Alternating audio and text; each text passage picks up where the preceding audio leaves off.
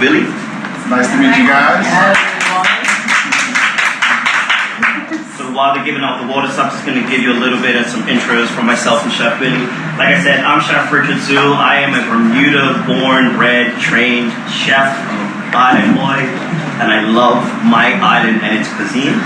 I started off, and I've been cooking for around 13, 14 years now on the Front Street scene, and now I work at Hamilton Princess, 1609, now the Frostbite Lounge, opening back up in the new season for 1609, and that's where I am now. Today, my mandate for this class is to show traditional Bermudian cuisine done elevated and healthier, using healthier items, also using items that's good for the environment because it's from the local producers and things like that, reducing your carbon footprint, also having less sodium, less sugar, all these kind of things, because we know on this island we like to eat sweet, heavy, and salty. So there are ways to do this without gorging on the unhealthy items. That's my mandate today. And I'll hand it over to Chef Willie. All right, well, I'm Chef Willie Wallace from Flint, Michigan. I reside in Atlanta, Georgia. I am a personal chef and a restaurateur. I have been in the restaurants, well, actually I've been in the chef space for about 10 years now.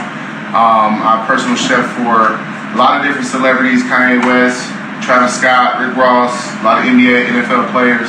So I've been in the game for a little bit now. I have a restaurant I'm the executive chef for in Atlanta, Georgia, called Steak Market 44.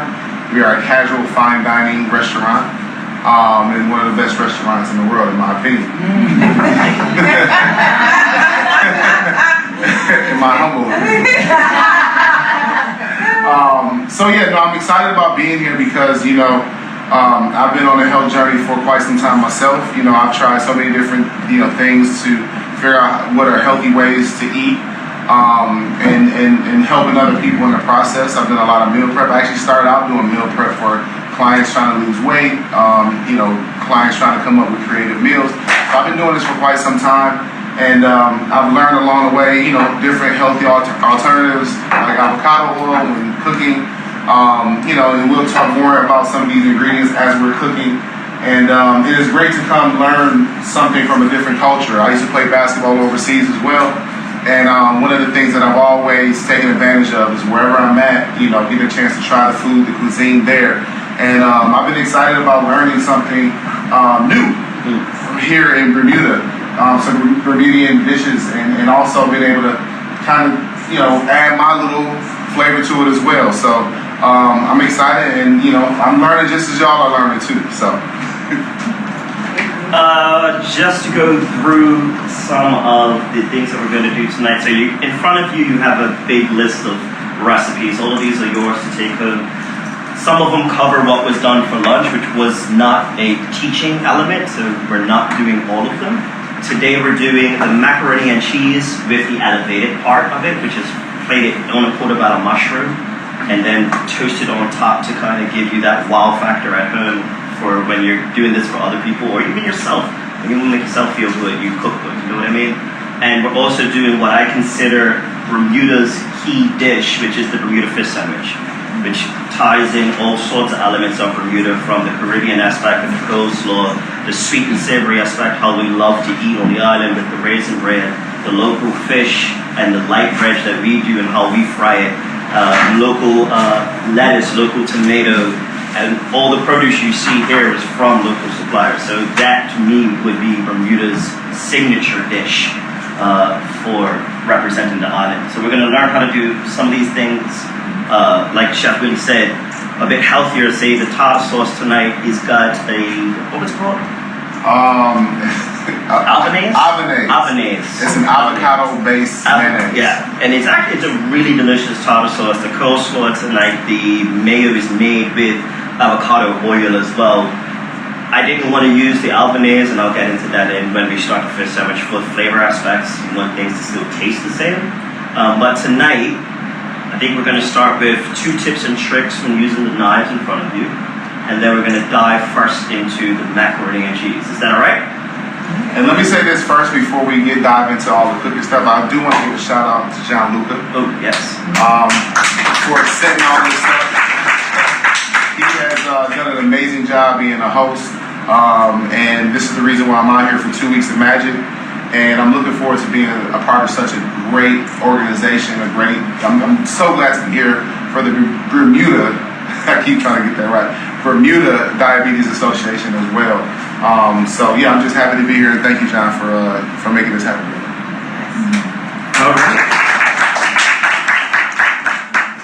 So in front of you, you're going to see garlic. You're going to see an onion. We're going to start off with just 2 tips and tricks. Then the spotter's going to be coming around as well. This kind of also gets to, you can practice a little bit of the little secrets that we do in professional kitchens, like peeling garlic.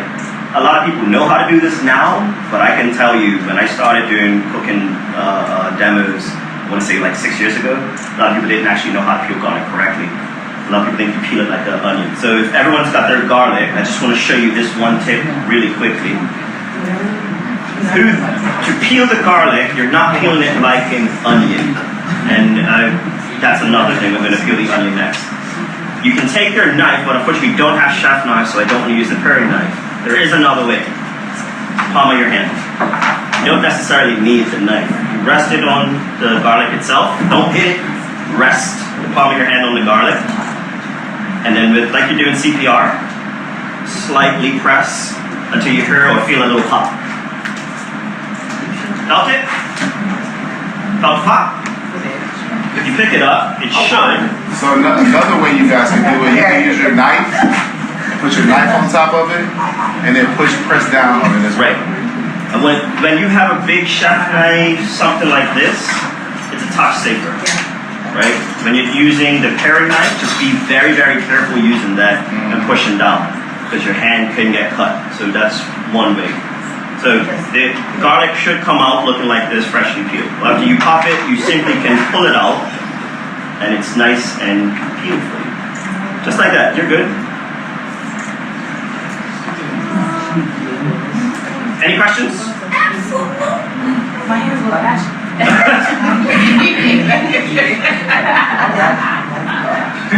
I see everyone has pretty much got theirs the most peeled. Second is the onion.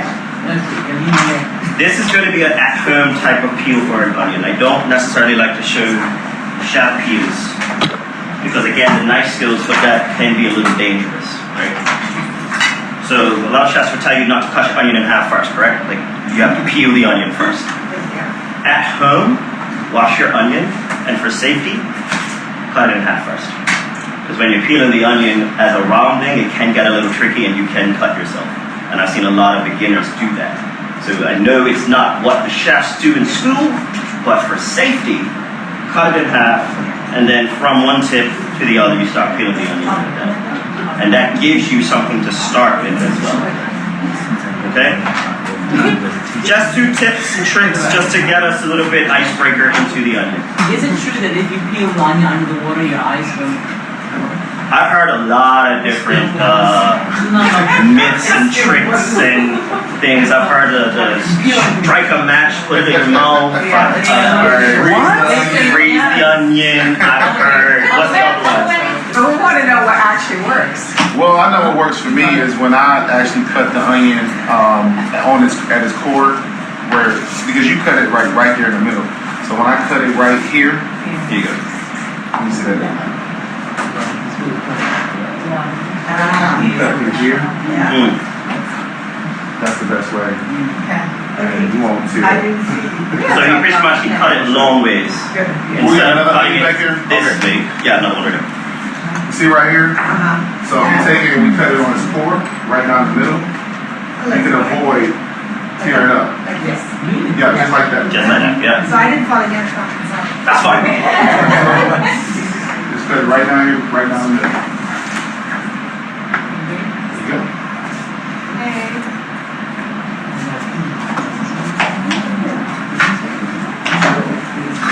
So that's just a little icebreaker to get us hands in some food and get us ready to start cooking. Now your hands smell like onion and there's no turning back. That's like just how they go. Garlic and onion. And are you guys familiar with like the health benefits of garlic? Like if you're sick, you take that garlic and then you start cutting it up and There's you just also swallow another it. one where you What does it do? grate it and put it on a ringworm. You said what now? You grate it and put it on a ringworm. Keep it on until it stings and take it off and do that twice. And ringworm it twice. Oh wow. Really? That I didn't know. That I didn't know either. That's a really good one. So if you take the garlic and put it in your mouth, what happens? No, it's just it's I know that's right. Yeah, that's right. No more kissing. Friends though after that. Don't go on a date. so like if you're sick, and then you might have like a lot of mucus and obviously we get like fungal, viral or whatever. So if you take some raw garlic and you chop it up, it starts to activate. As soon as you start chopping it up, it activates the garlic and you just swallow it whole, chase it with some water. Oh, nice. Or honey. You say what? Or honey. We Yeah.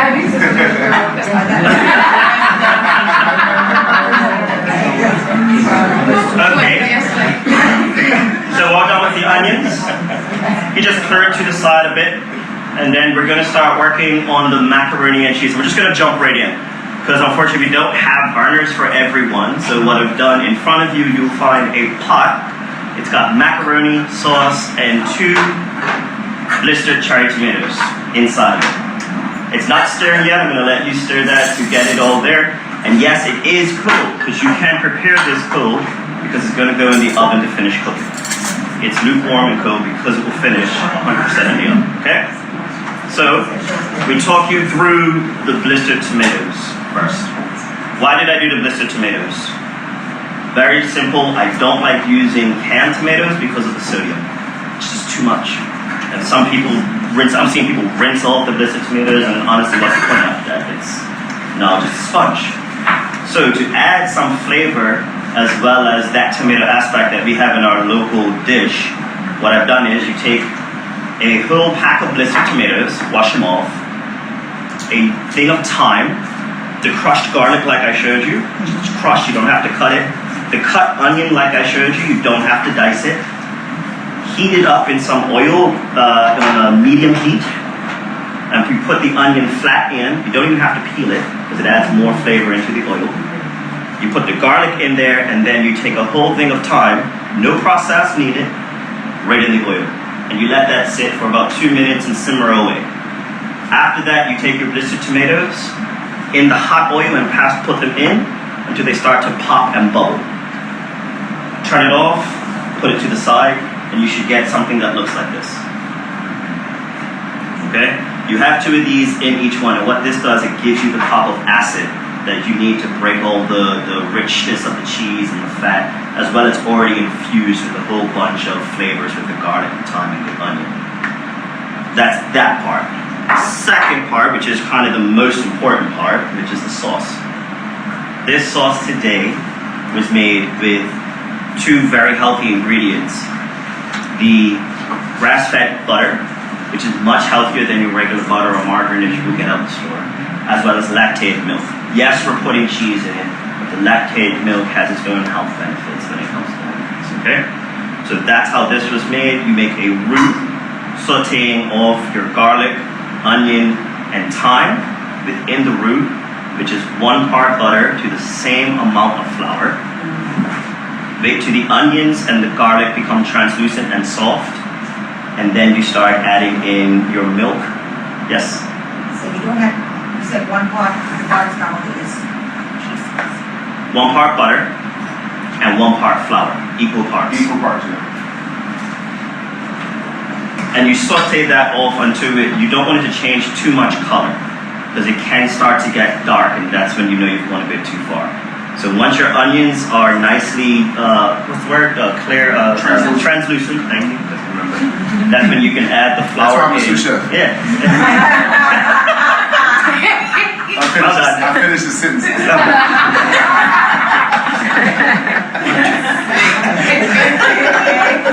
So then you add your milk and you let that come to a boil while stirring in the roux, so it actually starts to go into the actual milk itself. Once that boils, you turn it down to a simmer, which is say 2 on this thing, but a low heat. And then you start adding in your already shredded cheddar cheese, which you shredded by hand, the block stuff. This one has smoked Gouda as well as mozzarella. All those, and you start adding in the cheese and stirring it as it goes.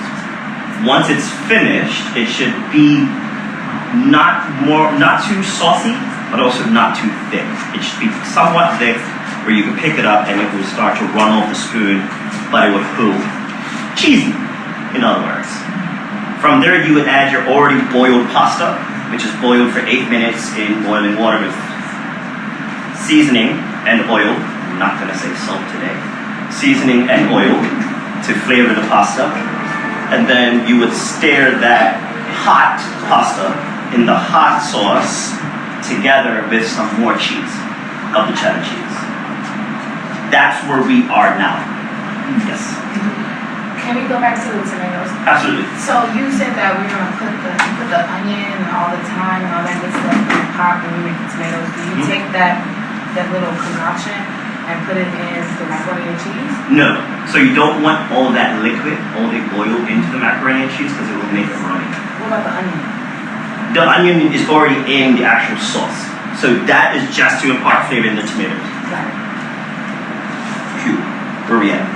We are now at the part where we start stirring the macaroni and cheese. So if you can, you have your pots, you have your cherry tomatoes, you have all of that. Start stirring the macaroni and cheese until it's completely stirred together. You can use the whisk, there's a spoon there as well. And whilst your partner is stirring, Use the rubber. use the rubber whisk. Sorry, The rubber spatula. Told you. Nash is crazy. The other person can take the portobello mushrooms that are in front of you. And what we're going to do with the portobello, once the macaroni is stirred, Are we smashing the tomato? no, No. don't smash the tomato. I will warn you of this though. Once it comes out of the oven, that tomato is going to be very, very, very hot. So allow it to cool down some. Like that today. So once your macaroni is all stirred, it should look like this, where it's kind of like a paste, which is kind of perfect. Portobello mushroom, and once you're done, please rest the portobello mushroom on the cotton board with the sauce, and then we just move to the next step, because I don't want to leave anybody behind.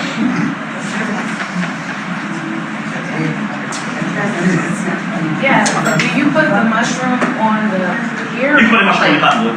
Oh. Because what's going to happen next is it's all going to go on these trays and go in the oven. So we're supposed to do which macaroni goes up on? That's the next step. Okay. I'm sorry. I'm trying to So, where you are now should be portobello mushroom on the cotton board and mixed macaroni together with one cherry tomato. Is going to go in each one, just so you understand what each one. Yeah, one cherry tomato each. And we simply just scoop it onto the macaroni and the portobello mushroom, and just pack it down a little. Make sure you have your cherry tomato in. Now I put one. If you're doing this at home and you want more acid and all that, put more. But I put one so that everybody could taste one pop of acid. Yes. Is there a substitute for cherry tomato? Tomato. Regular tomato. But you say if you don't eat tomato. Well, so this is this is a traditional Yeah, so it's just utilizing the tomato dish, aspect. right? Yeah. So that's why he added it. I guess You don't have to. Keep it out. You don't have to. Yeah, you can leave it 100%. Once you're done, chef, I think, Chef, can you collect?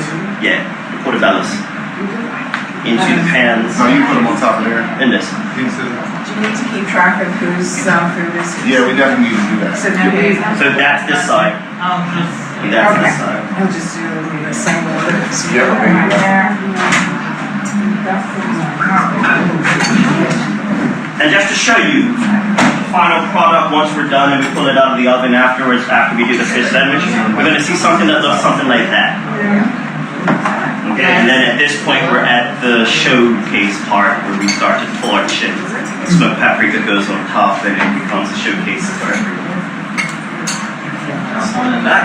Hey, you want some on there? Oh, you want me to have more on here? You want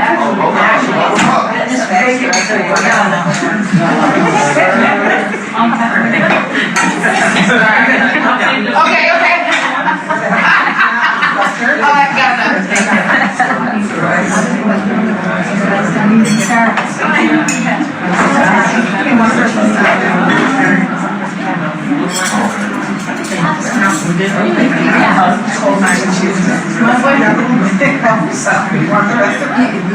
I'm waiting for the hot stuff.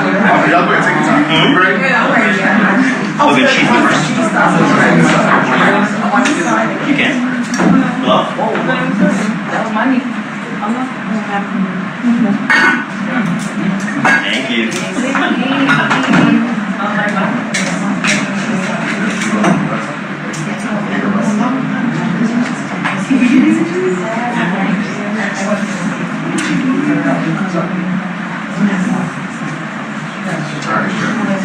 Let you put more people you're looking for the cheese. Oh, that one's full. Yeah. Nice. I'm sorry. Yeah. Oh, no. So, I know I'm not here, but this is for you guys to see. We're simply, when we do this at home, when you guys do this at home, as much cheese as you want. But please make sure it's covered. And you start from the top and just kind of let it fall. I know it's a simple process, but you'd be surprised. I've seen someone do this before. I don't know why they did it. They made it a little bit good. They made a bowl and put it on top.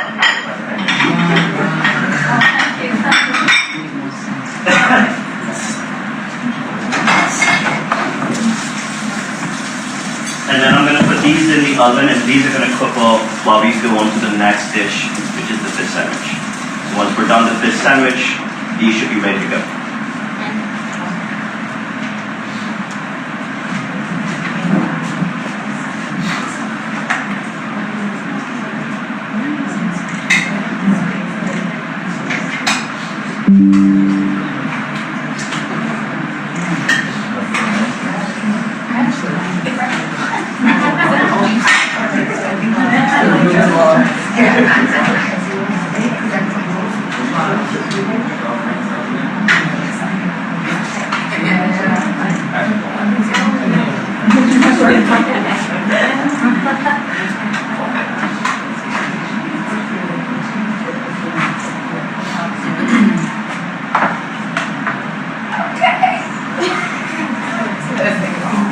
Those look crazy, Chef. Here.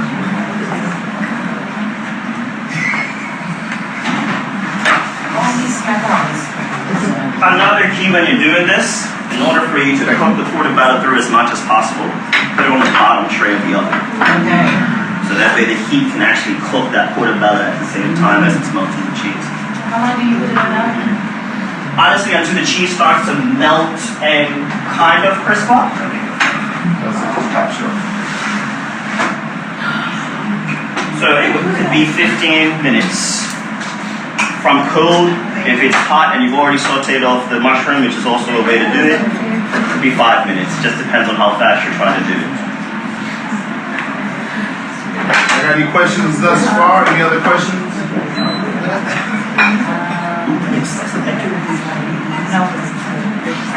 So the mushroom, the portobello mushroom, even though it's being cooked in the oven, is there a certain texture that we're looking for? You're looking for what I call a bounce back. You know, it literally has to, it's got to be meat. Okay. Wow. If you cook it too long, it can obviously get wilted, Yes. right? And that's not what you're looking for. You want a bit more structure in the portobello. Yeah. So when you're cutting down, you can literally get a piece of everything while you're doing it. Got it. Okay. There's a little bit of a thought process to when I created this as well, and it's portion size. Portion size is very important, right? If you pack this into a portobello, you can't necessarily get Too much. in it. Yeah. Can I make Chef Richard a couple, because you did, I wanted to just add to anybody who has diabetes in the room, you've actually done a good thing tonight by putting the macaroni in food.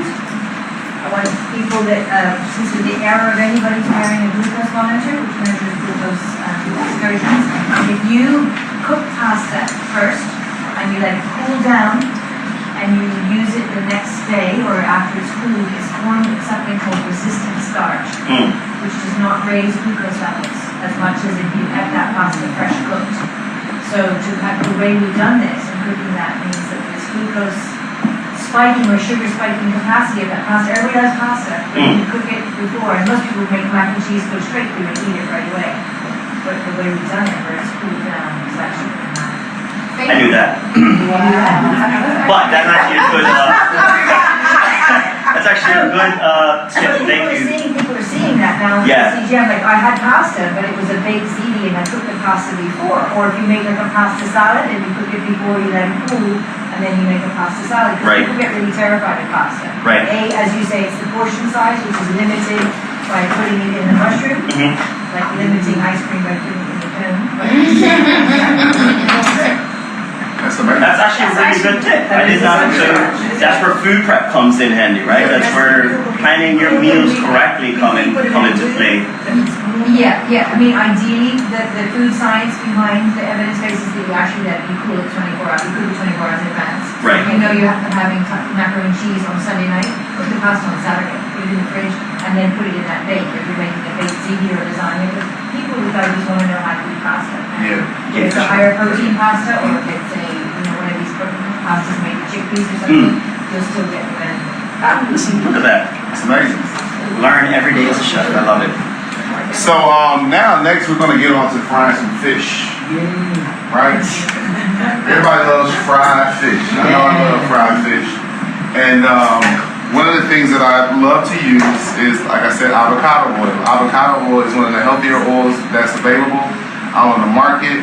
And the great benefit of avocado oil is that it has a very high temperature point, right? So we can actually fry our fish in this and still have a healthier option.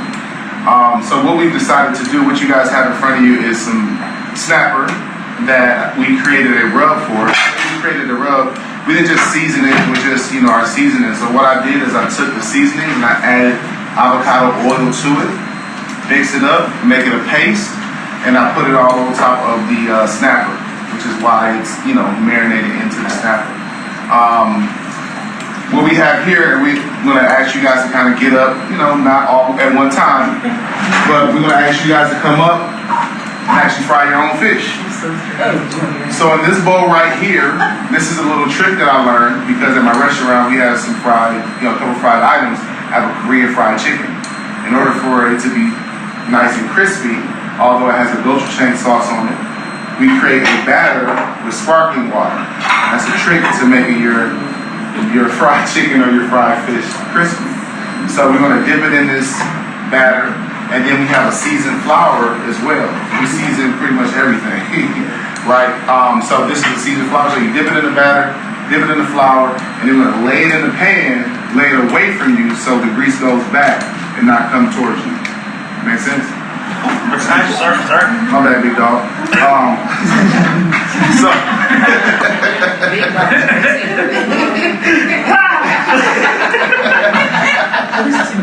So right now I have the oil heating up right now. Right now it's on a medium to high heat. We don't want it to be extra, hot and start to burn. And then it's about a half an inch thick as far as how deep it is. So it's kind of like a sear, but at the same time it's slightly deep fried. All right. So we can do one table at a time. Which side want to go first? Doesn't matter. The visitors come first. Yes. The ashes. What type of seasoning is?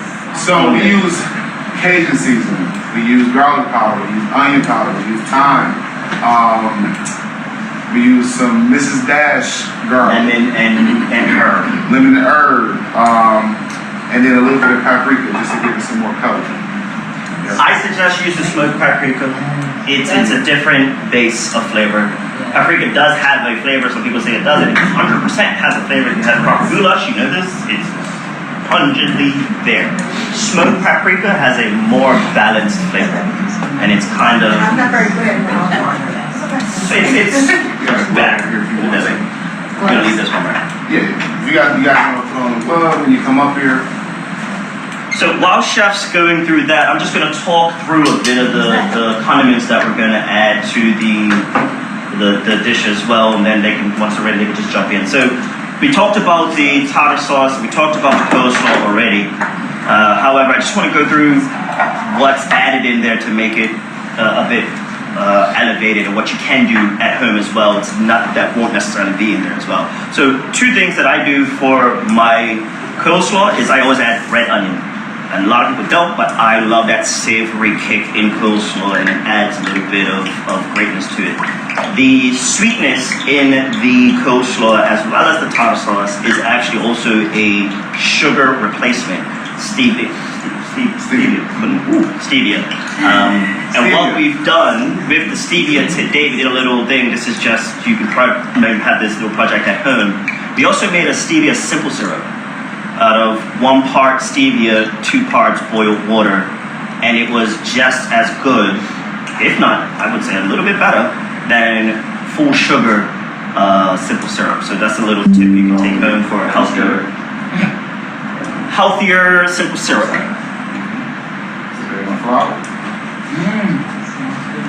So what you see Chef doing is making sure that the wet and the dry are done separately, so as not to dilute any of the other 2 batters. Also layering it away from you so that the oil, like I said, doesn't pop back at you. Your turn, That's a Chef. little trick. Come on, Chef. Thank you very much. So first in the wet. What's the batter? So it's half flour and half sparkling water. And you season that too? No, we didn't season that because we have enough season. We don't make it too salty or anything like that. Oh, I did put just a tad bit of pink Himalayan salt on there as well. All right, we need 2 more. We add 2 more to the pan.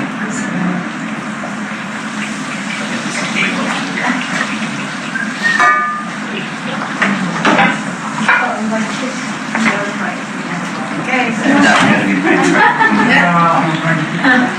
No, you're not. Let's get a little check.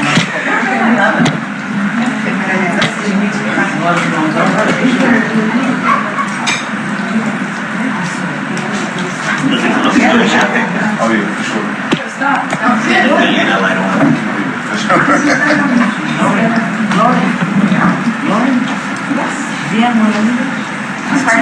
You have to do one. Oh yeah.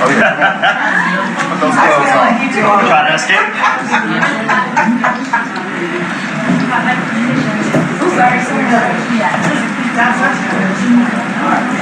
Alright, what do you think? You already talked about all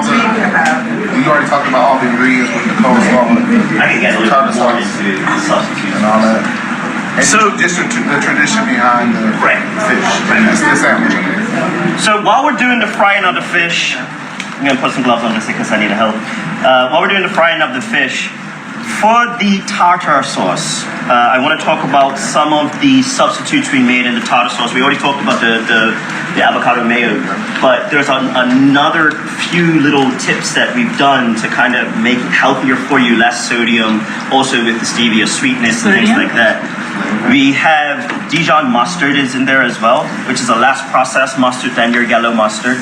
So that's in, as well as instead of using capers, which we know are mostly jarred and full of salt, we diced and finely diced up some onion, which would give you that sharpness of the caper without giving you the saltiness of the caper. So those are, it's simple things, but it's things that make a little bit of a difference.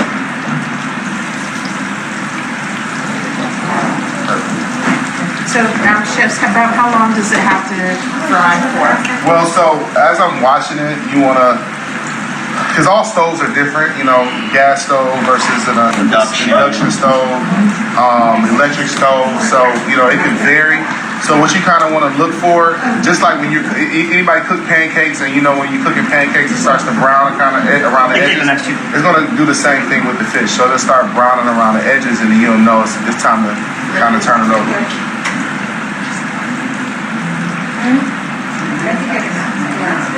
Yeah, but they said the next time. No, not yet, not yet. Smells smells good. Maybe we should get another pan. Think so? We don't really have room though. We can, because it's not gonna do the same. Let me finish it up. The fish, when you put the seasoning on it, does it marinate for like a day or something? No. You can marinate it just for about an hour. So I would actually say an hour is the safer bet. Yeah. Over marinating fish tends to cause it to get dry. Yeah. And then another thing too, as soon as with this was with any protein, as soon as salt hits it, it starts the cooking process. The salt, anything As cured. soon as salt starts to hit any type of protein, that it starts the cooking process. So is it safer to put salt on after? Some like marinations, No, so don't like even calls for salt. Yeah. Oh, okay. Yeah, Fish is real delicate, so it like I said, like you said, it only just about an hour. That's all you really need. It don't even need that much, to be honest with you. But you just the key is not letting it marinate over too much, because it will make the fish too soft and all wilted. That's with the texture a lot. I know. Yes. So, when I've seen fish before, the temperature of the oil, put fish in and go. Right. That's how you have to eat. Right. Two things could happen there, and one is you mentioned it this afternoon, which is a really good point, is to pat the protein dry. Pat whatever the protein is, dry it. Use a piece of paper towel or whatever clean and dry it off, because a lot of times that happens when the liquid from the protein hits the hot oil and causes a big pop. And also just having it at the medium to high temperature on the stove, that allows, it's not going to overheat, you know what I'm saying? And it keeps that grease at a nice even kill. Basically, don't turn it on at 9. Yeah, don't turn it all the way up. That's me.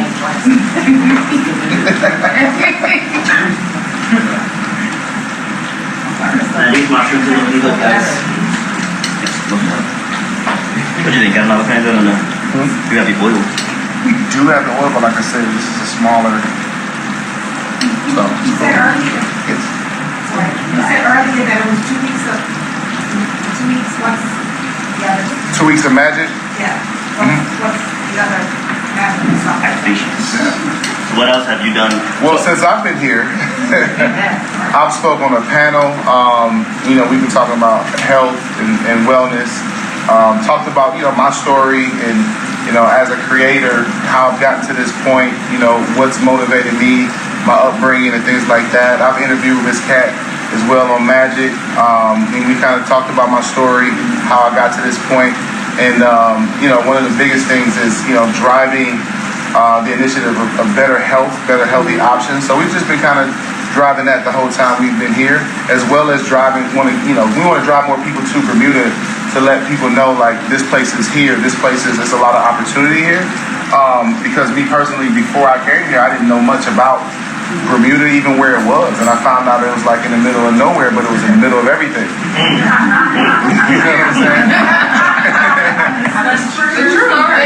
It's a true story. So like it's been a great opportunity for us to even network with each other, because everybody that came out here, some of the other speakers on some of the other panels that were here as well, we've all decided that we're family for life. And this is something that has birthed something in all of us to know, like, this is a special place, and this God brought us here for a reason. So we're just gonna grow more and more and just see where it goes. Got enough to say. Good job. I speak from the heart. We can start bringing up the next one that's red, right? Yeah. So we can get the next two. Next to ladies. Ready for you. So you mentioned avocado oil. I just told it olive oil is the best. So olive oil is good, but it's not good for cooking stuff on high heat. right? So olive oil, the best state of olive oil is to eat it like maybe if you make a vinaigrette and in a salad or something like that.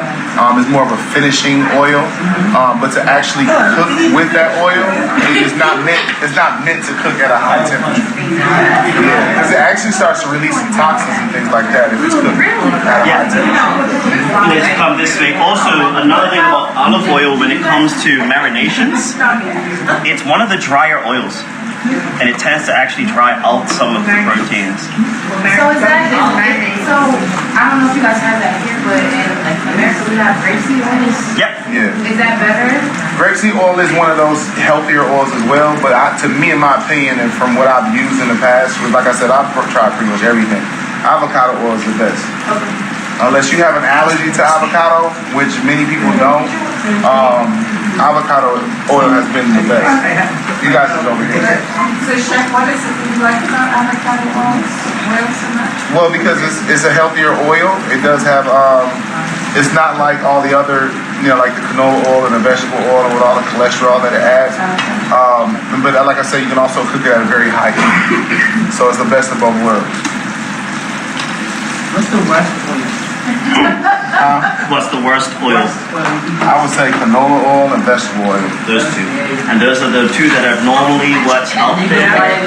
Buy it anywhere. However, Containers outside the restaurant.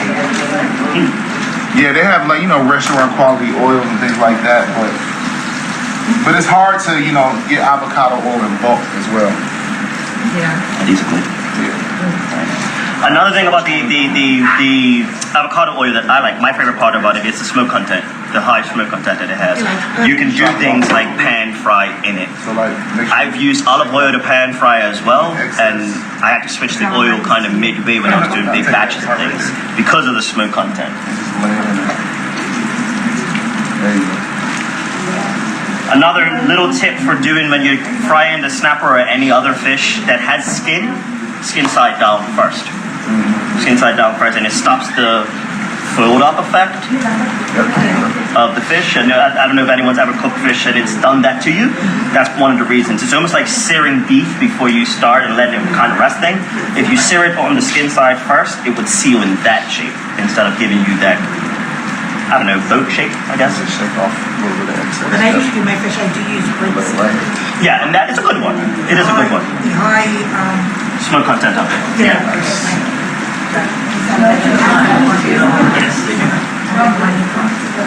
Oh, yeah.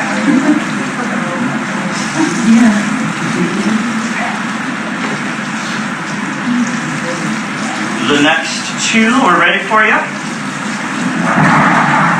So if you were baking and needed oil, which oil would be the better oil to make it?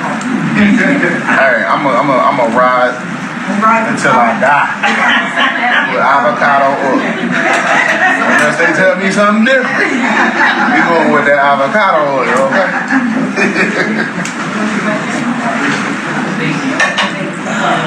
All right, y'all ready? Y'all ready for this?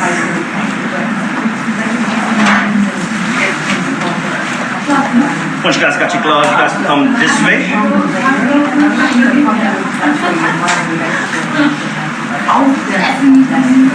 So this is, yeah, I know which one.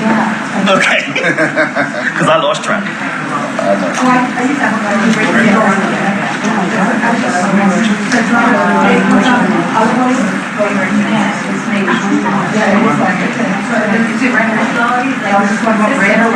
Yes, go ahead. Here first. Come on, Chef. Trying to pay attention.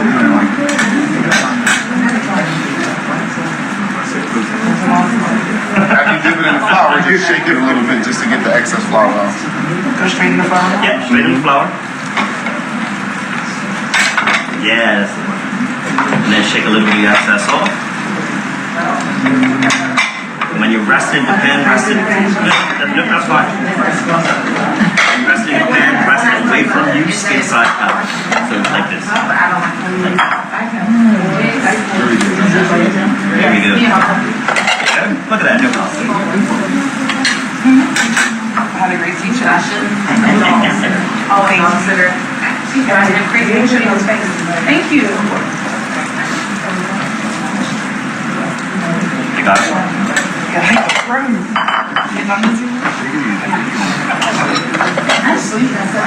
Beautiful. Beautiful, beautiful. I'll get out your way.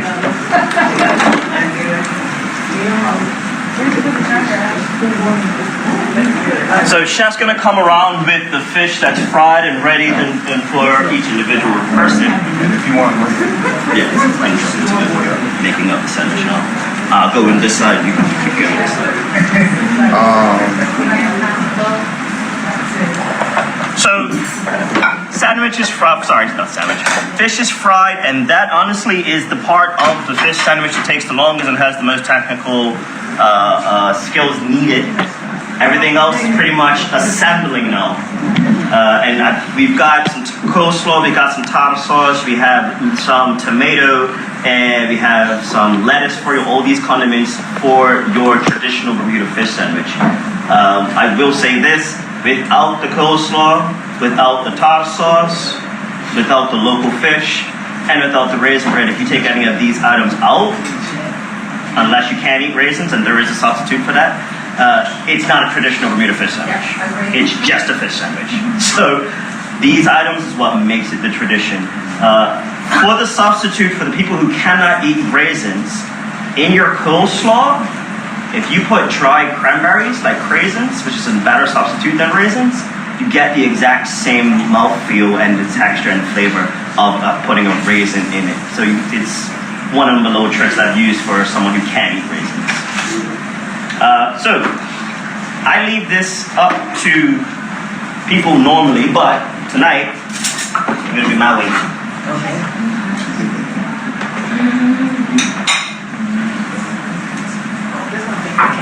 So fish is frying, and now we're gonna start to dress our fish sandwiches. Starting off with the tartar sauce, the glue that holds your lettuce and tomato together. It's kind of a thought process behind it. And you can put it on both sides of the bread.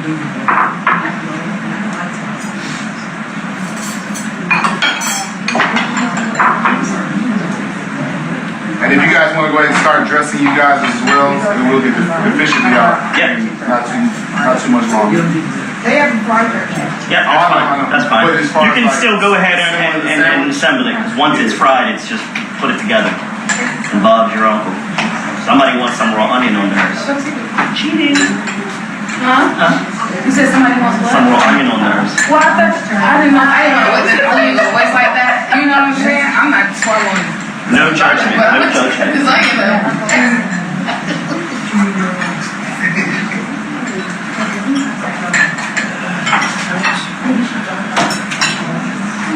Don't like fried. So, like I said, the tartar sauce itself, as well as the coleslaw, it kind of acts as a glue for the vegetables. So from there, what I like to do normally is put the lettuce on one of the slices of bread, and then the tomato. Thank you.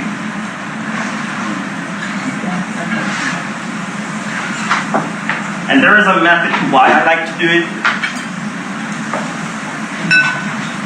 It's kind of upside down, but at the same time it makes for a better sandwich.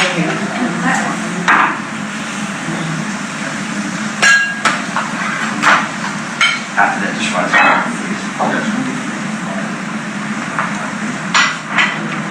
Once you've got the tomato on, you put the coleslaw on top of the tomato.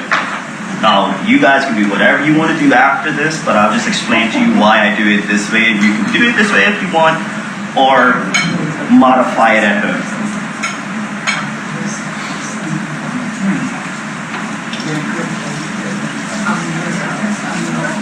And the reason why I do it this way is because the tackiness, or the stickiness, or let's say tackiness of the tartar sauce, as well as the tackiness or stickiness of the coleslaw, would allow your vegetables kind of to stay in place. I don't know if anyone's had a burger before and just squeeze that bad boy, and it's the worst. It's one of the most irritating things in the world. So I do it this way. Once the fish is fried, it goes on top of everything, and then you put the bottom layer of bread on and flip it upside down. My fish is gonna be last. Is there a reason why you guys use raisin bread? Honestly, the reason why, and this is an opinion and not a fact, so don't quote me on this, and I will stick to my opinion even if somebody challenges me, is because Bermudians like to eat sweet and savory. Yes. There we go. That's how I like it. Yes, it pairs so good together. Office jams any banana. Yes. Come on, it's not codfish and potato without the banana. You feel me? So we love to eat our sweet and savory.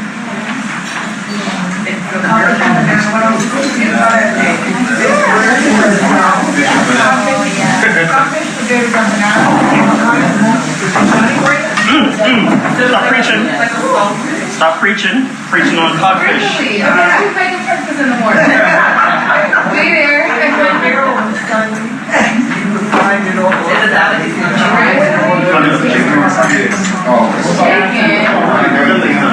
Really? I need a pool. I think on Wednesday was, so now it's saying next time. All right, you guys want to come up? Fish cake. Oh, you can do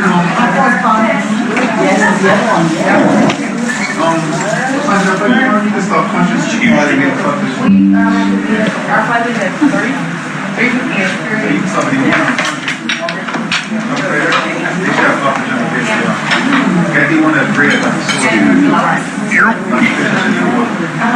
been to the gym. Okay. All right, y'all. I guess I'm learning the Bermudian way. Yeah. Yeah, because sweet and savory is body.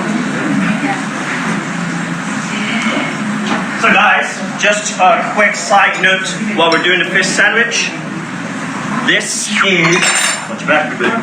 This is almost the finished product, but you take them out of the oven. Unfortunately, because of size, some of them did fall, and that happens when you're cooking things of different sizes. What I do is I just take it up. This is what you're looking for, where it's not too crusty on top. The cheese is melted, it's hot inside, but the portobello mushroom you can tell has been cooked. Right? Next time. Because it will start to fall and almost wrinkle. Age almost. And also you will see a lot of liquid. As the portobello mushroom cooks, it reduces a bit and all the liquid will be in the pan. So you'll see liquid in the pan. I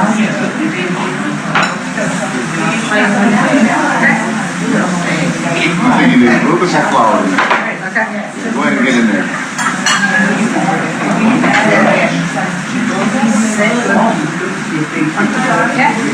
Shake it off a little bit. Right here.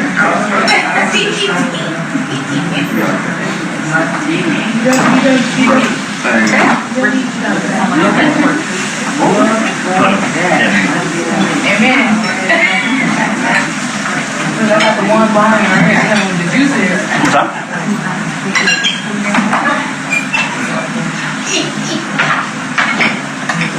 Now, this actually came up today too on the lunchtime. Someone asked about toasting the bread. Yes. That was me. Now, I'll be honest with you, and I want you kind of to be honest with me as well. You go get a, and please, I'm not saying this is how it's supposed to be at all. When you go get, it's your preference. Yeah, so the slices of bread is exactly what you want it to be. You want to toast it? Toast it. You don't want to toast it? Don't toast it. I personally just don't like it toasted, and that's just my preference because I feel like crispy fish, crispy lettuce, I don't necessarily want the hard bread on the outside as well. And that's just me. Right, and again, it's preference. 100% preference. Me. Today, unfortunately, we give up. Right now, you can have somebody else ask. Toast it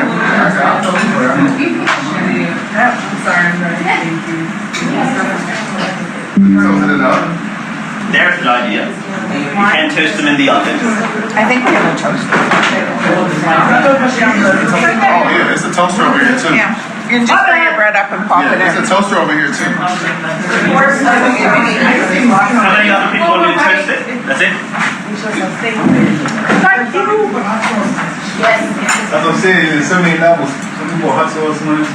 people that put fried onions on it. Really? Yeah. Cheese. I just put some regular, I just think cheese and This fish side. because that's. Yep. That's Cheese and fish, the cheddar cheese on it though. Okay, I'll tell you my craziest fish sandwich. It is not traditional, but it's my craziest fish sandwich. Don't know what I was thinking this night. Bacon, cheese, and pickles. That's not crazy. That's amazing. It was delicious, But you do. but it's just not traditional. And the person looked at me, said who it was, You crazy. No. like I was crazy. Was that? Absolutely. What fish was it? Definitely a pregnancy one. What fish was it? Hime. If I can remember, it was red hime. But it was so good. So, Chef, Yes. you want to torch these, right? Yes. How about you go table side and torch them in front of you? Absolutely. This is, Where's the paprika? these go to the far back. This is right side. Green or white? Where does it happen? Chef. Yes. Cook. Green or white? Green shirt or white shirt? White shirt. Thank you. So, this is going to be, actually I'm going to do it right here first. And I'm going to do the one that I have done. And then I'm going to show you guys how to do them at the table.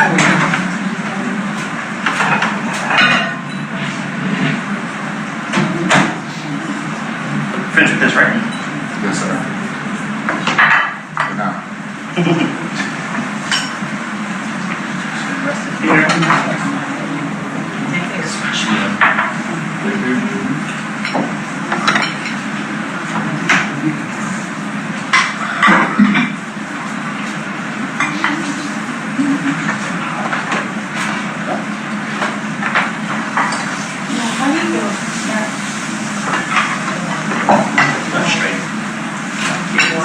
Okay, so I'm going to be bringing these to the table to do this at the table as well. Okay, so this is the final product that you're looking for, right? When it comes to the mushroom, right before you do the showcase piece at the table for everyone to see, which is pretty much giving this a brulee or a toasting at the table, using a touch of smoked paprika, which allows a bit of a sense to come up as you're doing it, as well as a look and a color onto the dish. So just a touch of the smoked paprika. Like, can you imagine? You get to the table and someone does this to you right in front of you. Giving you a nice crispy coating on top of your macaroni and cheese.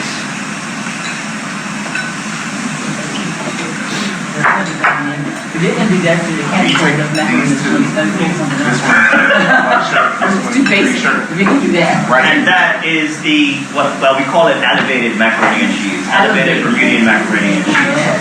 So I'll be bringing them to you to toast. Y'all are going to be toasting them. You're using a torch. Don't be afraid. Don't be afraid.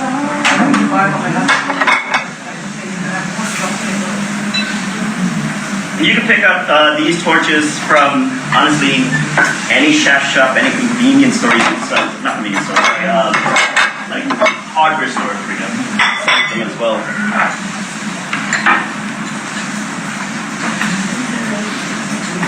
So, let's see what we got. Did I put the smoked paprika back? No.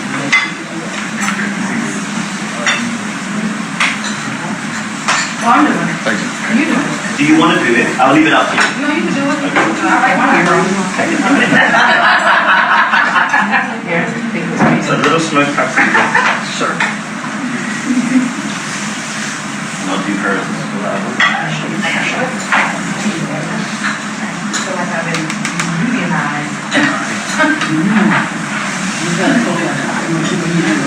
I don't know. I just food. There you go. Food. What's another one?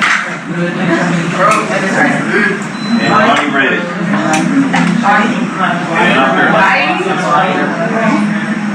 That means butter, right? There it needs a president.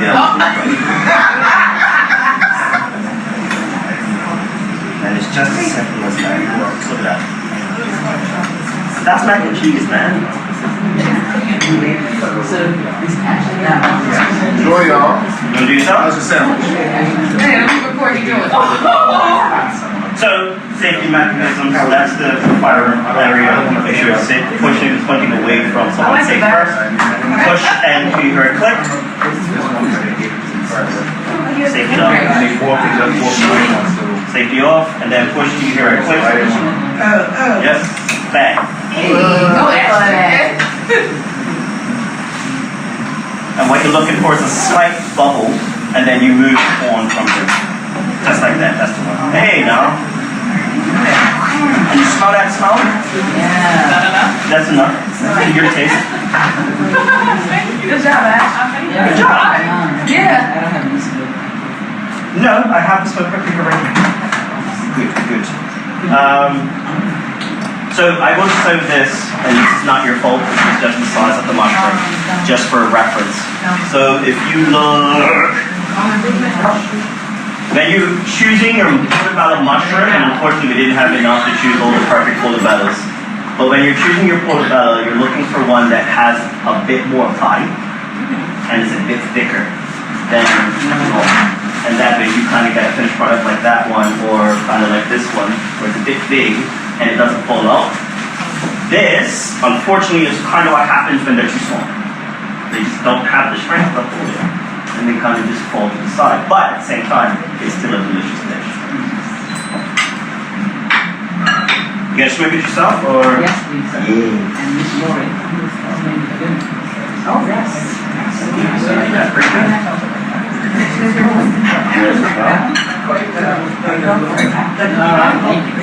Safety is here, trigger.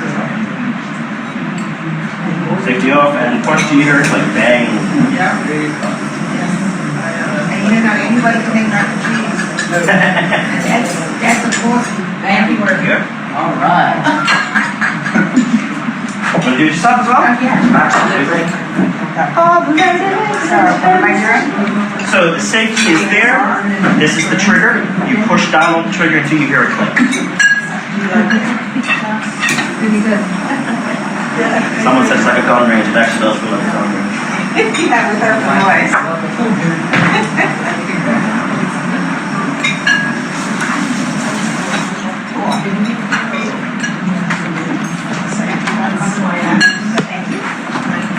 How's your fish sandwiches? Delicious. Yeah? Remember, this is low sodium, low sugar, almost actually no sugar whatsoever. So it's a lot healthier. And the only thing that's got the sugar will be the bread. You gonna do it yourself? Yeah, absolutely. They're really good with the fish.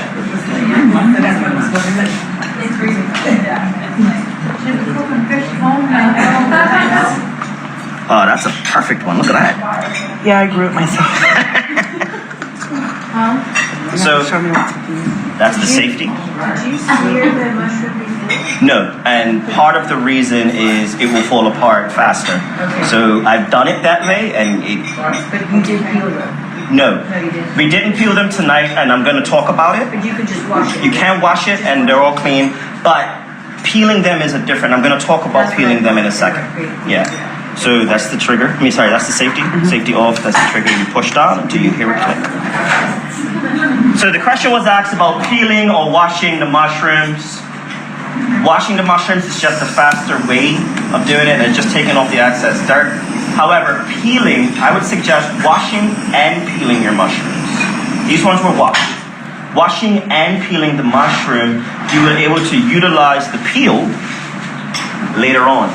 You don't throw it away. It's actually a money-saving tip to add more flavors to your actual soup stock, sauces, things like that, because it adds enough. It adds that mushroom kind of flavor.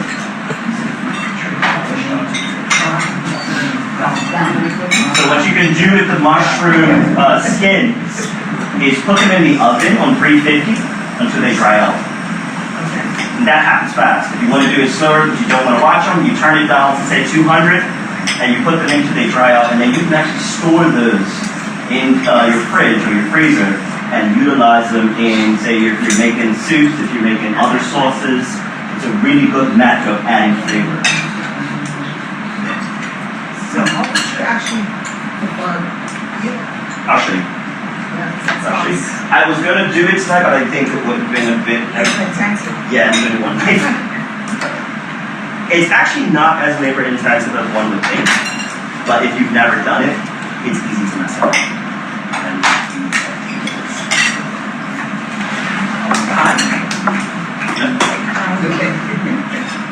When you started eating. I enjoy it more fat free. What's tasty? That's the trigger, and that's the safety. Okay, so it's not. It's safety's all, but it's when we started on to push down the bottom to your.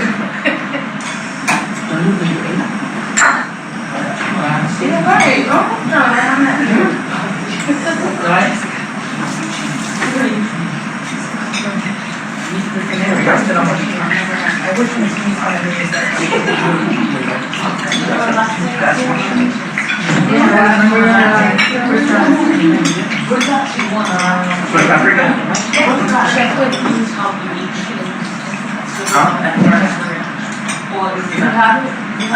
Hold on, check.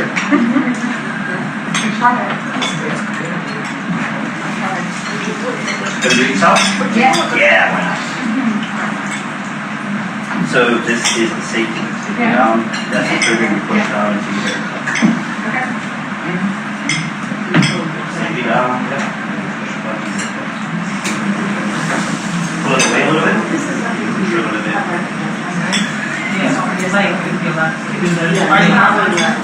That's the one.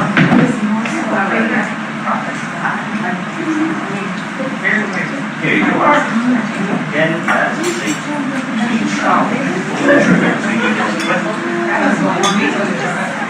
It's something special like that.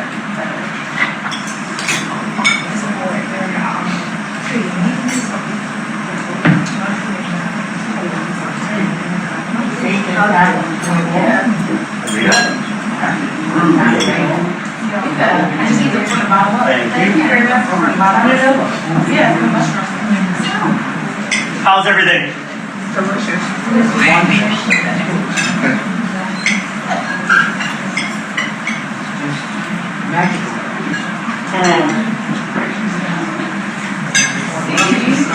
Now the question was asked about peeling the portobello. So I'm going to answer that.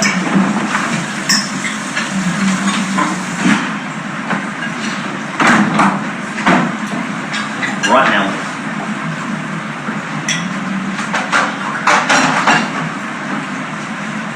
What size you using? That's it.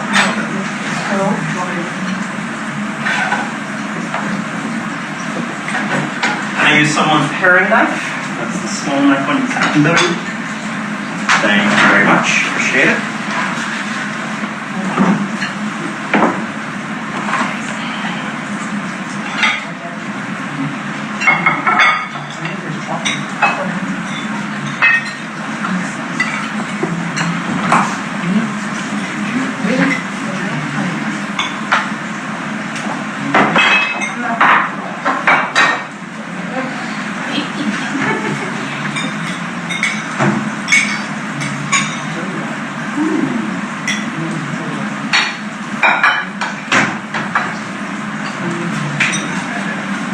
So with the portobello, we were talking about peeling or washing or peeling and washing and money-saving tips and things like that.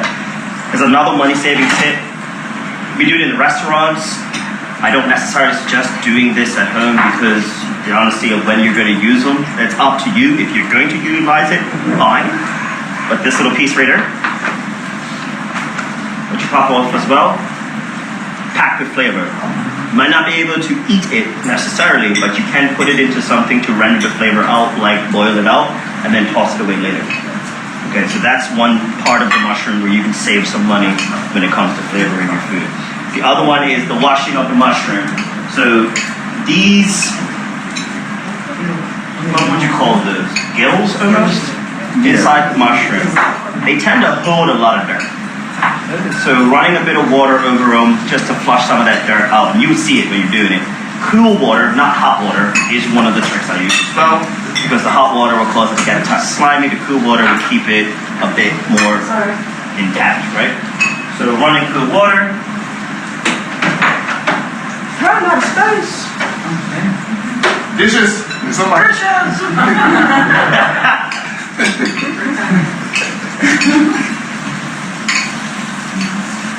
This one's actually pretty clean. So y'all probably wondering what I'm doing right now.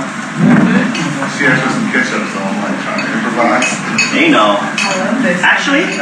I mean, So, you're funny. This is what's funny. I'm going to tell you what's funny. My recipe for homemade ketchup is this. Blended together with raisins and a touch of vinegar. My recipe for ketchup is the cherry tomatoes blistered with the garlic, the onion, the thyme, all of that. Then you let it cool and you blend it with an emulsifying blender with a touch of vinegar. I use apple cider vinegar because it's got more flavor, and some raisins. And that's how I make a homemade ketchup. What's the taste of the raisin though? he just likes raisins. No, believe it or not. Believe it or not, raisins help it taste more ketchupy. I don't understand why. I just know it works. Is there more than this? There is one. I saw it the other day. Where am I sorry? Do not know. But again, if you don't want to use raisins, try cranberries. It's a good substitute. So, peeling the portobello. The reason why we did not do it today and we just washed them and let them dry is because it's a bit time consuming, as well as not everybody needs to do it or not everybody does it. It's not one of those. It's like washing fish. I don't suggest washing fish unless it comes in a vacuum sealed pack and you can see some nastiness. But if it comes fresh, don't wash your fish. Right? So you take it, just kind of like an onion. Wash everything. Right. That's what I want to say. Yeah, but when I say fresh, I mean right off the boat. I don't mean like you go to the store and get it. That's different. You know there's too many hands and too many. But when you can go to the fishmonger or someone like that, And they get a bit up. there we go.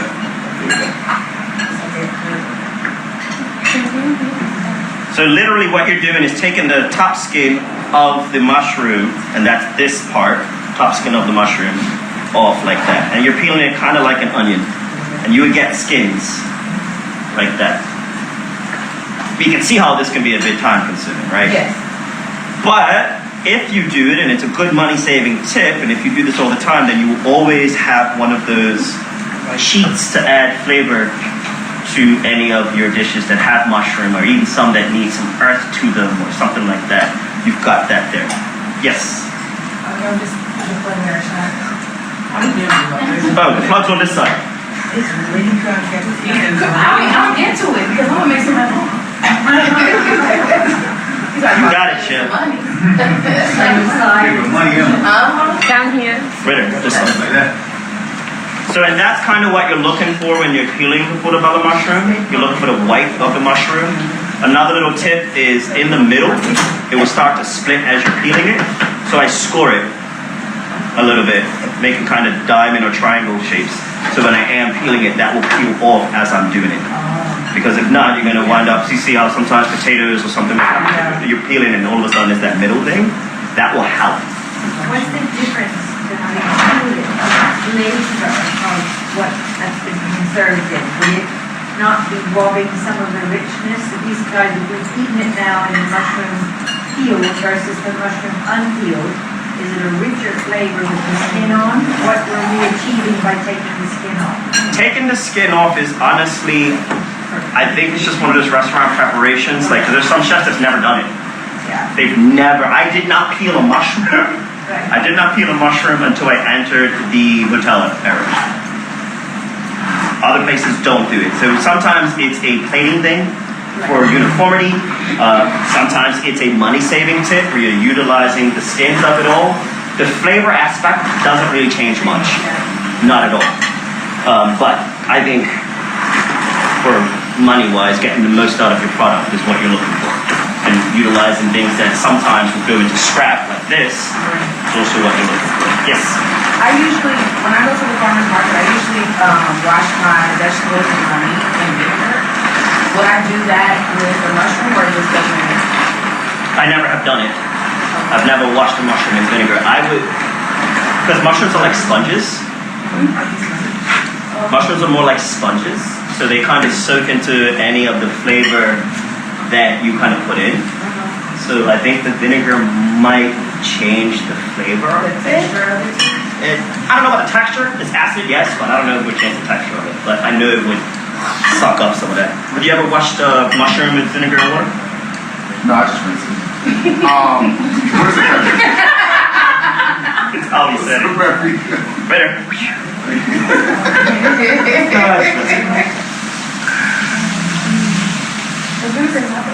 How's everything? Good. Delicious.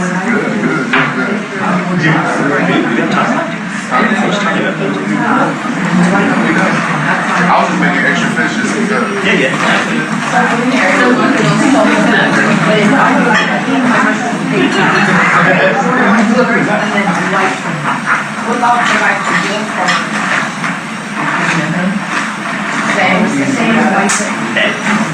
Okay, so we have some extra time. And I kind of wanted to do this, and I'm glad we have the extra time. And it is one of the recipes that's in your thing, which is the Sprite. Yes. Sprite. And why I'm doing this is because I think we kind of hit a really good thing today when we made the stevia simple syrup.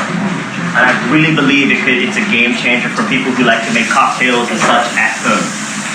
So we're going to go through it. It might be a little quick, but you have the recipe there, so if there's any questions, please feel free to ask.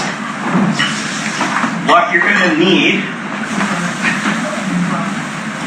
is a lime,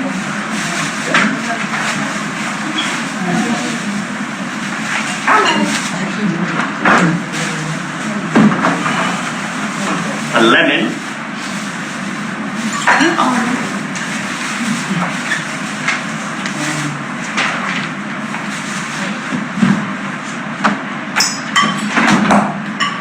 sparkling water, whatever your favorite sparkling water is.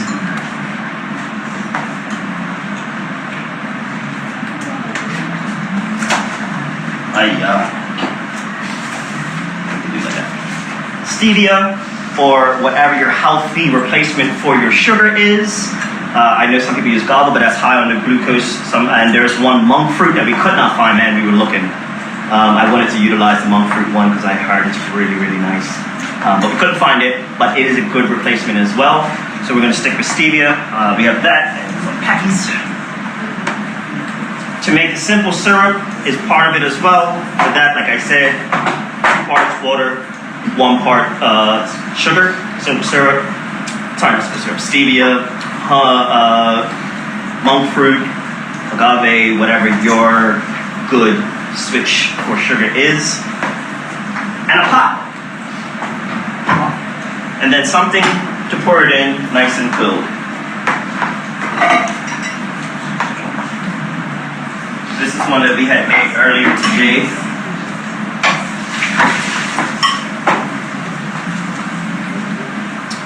So my suggestion, what I did today, and it was kind of refreshing, was fill it with ice first.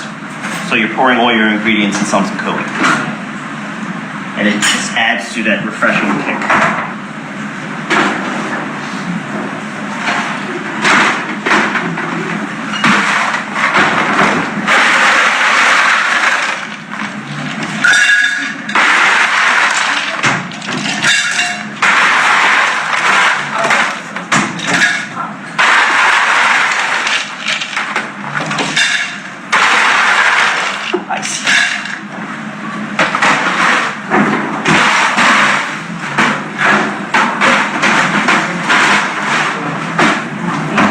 Speed up this process a touch because this thing gets nice and hot, nice and quick. Yeah. So stevia and Splenda and agave, these are intense sweeteners. So you tend to find the simple syrup, you use less of it. than you would do it's very intense, yeah. What is stevia? It's a natural plant stevia, so truly a stevia is an extract from plants. Splenda, similarly, and both of them, Splenda and stevia, are heat stable, meaning you can heat them. The original, back in the day, we don't use much more nutritive, aspartame, and sap. You could heat them up. They weren't for baking, but stevia and Splenda are plants, are heat. You can render them in heat, which is why you can boil it up. But if you use using 2 or 3 packets of sugar, you don't need 1 packet or 2 of stevia, because it stops saying the simple, it's very intense, but a nice base. It doesn't have a container like that, how would you say, like a tablespoon or a teaspoon? I go like a third of a normally use of your sugar. A third. It's really intense. It's really intense. Thank you, Dick. I try not to use sugar. Yeah. Stevia. I think where we need 2 approaches is like with diabetes. You're either going to go to cold turkey, you're going to wean your taste buds off that taste for sweet, or you're going to replace it with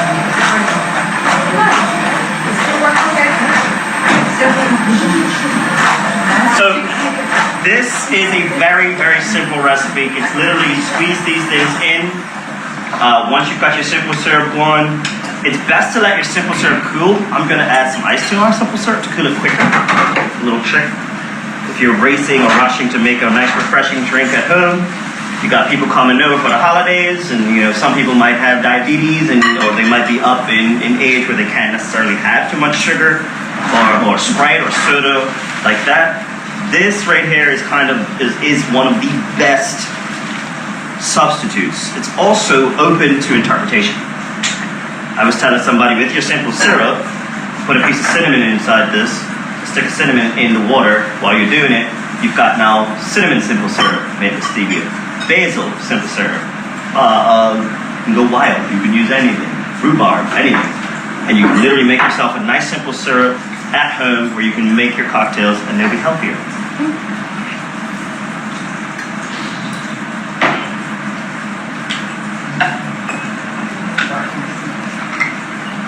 Alrighty. Here we go.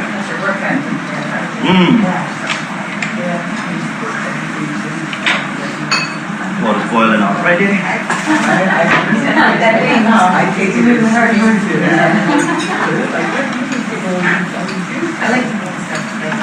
We got it.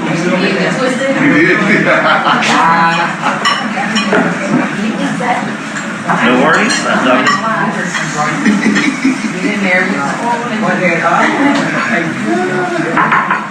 One little tip, when you're going to find your stevia, as we just figured out, try to get this one. One that comes like this, if you use stevia at all. Because the other ones come in little packs like this, which we just found out. But that's okay. We have more here, so.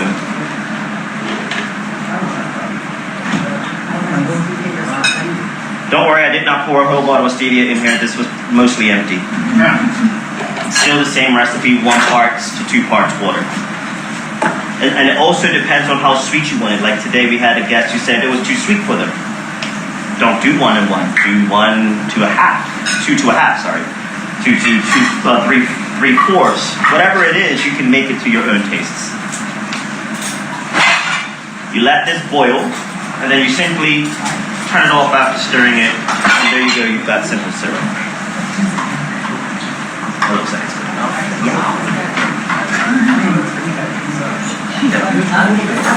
We'll see.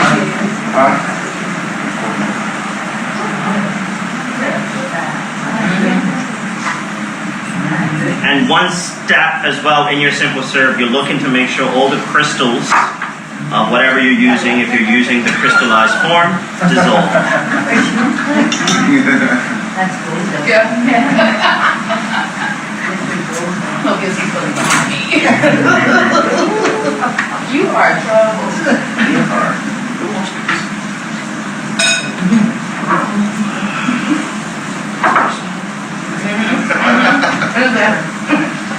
That's it.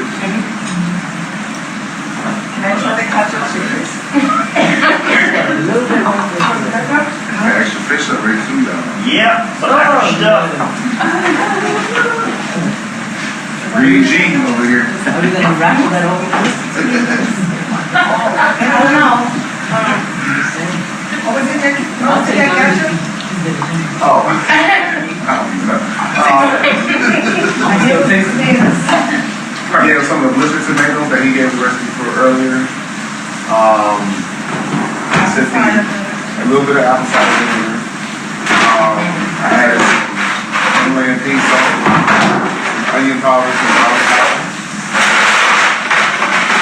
some Cajun seasoning.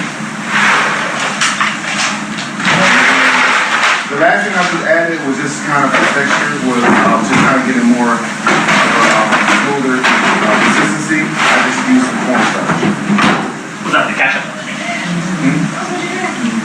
Yeah. Let me coagulate. Like that works. No, I didn't add any sugar. No. Put it out there. Yeah. Okay. And then immersion. You kind of blender works, but I just use the immersion blender.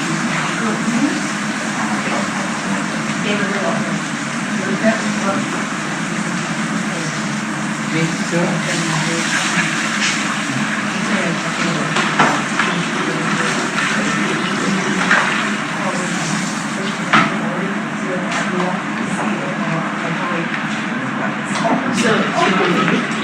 that water, is that the sparkling water that you boiling? No, that was regular water. No, it's regular water. For the simple syrup? Yeah. Regular water. Regular water, okay.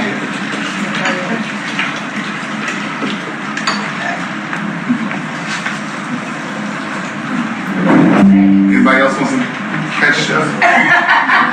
Ketchup. Ketchup?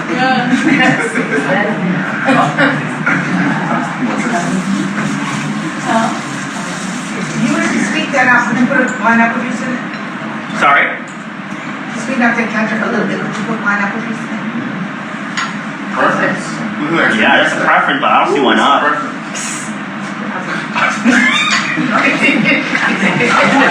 It's good. What?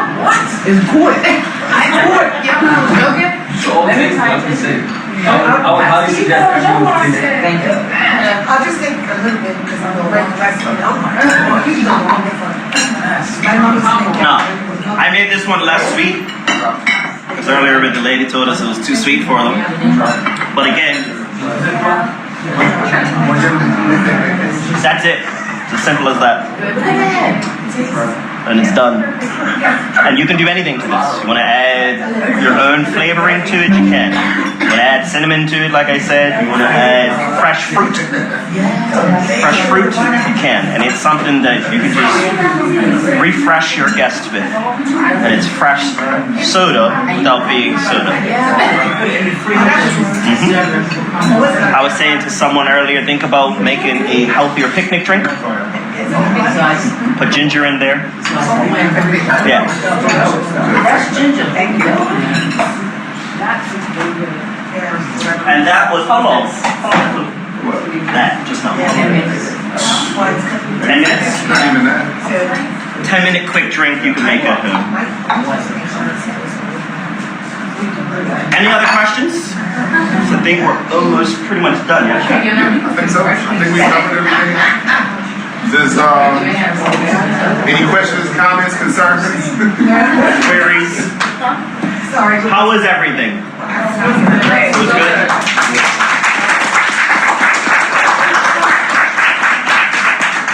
I'm glad you enjoyed. When you go, you guys have cups. If you want to taste the drink here, please taste the drink. Please remember the safety is first, always. Something I didn't say earlier, but because we were using tools, safety is definitely first whenever using knives, whenever using heat. Please remember to be safe and have fun. Simple as that. Have fun, eat healthy, and utilize your local produce and your local suppliers and your healthier steps to eat the same traditional foods that we eat, just elevated and as well healthy. Avocado oil. Hey!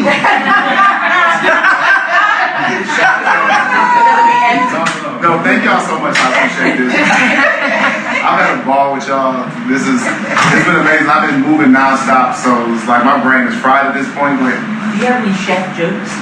actually, I do. Okay. What did the egg say to the boiling water? What did the egg say to the boiling water? Crack me up. That's funny. You crack me up. Never said that as well. That's funny. I may not get hard. I was just late last night.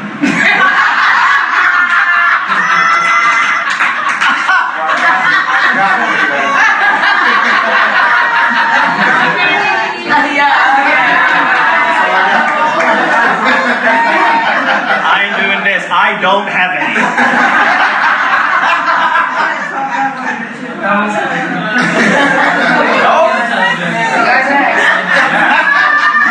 No, I got one in the chamber.